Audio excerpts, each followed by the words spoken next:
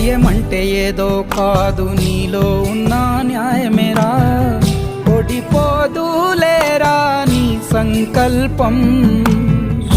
ఏ సాయం లేకున్నా నీ తోడు, ఒంటరిగా అందరికై పోరాడు.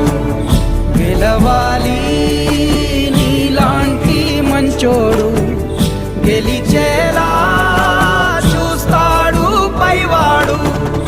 ఏమైంది ఏమైంది అయినా ఇప్పుడు ఏమైంది? ఆటుపోటు లేకపోతే జీవితమేముంది? పోను పోను దారి ఉంది, ముందుకు పోగా ఊపిరుంది.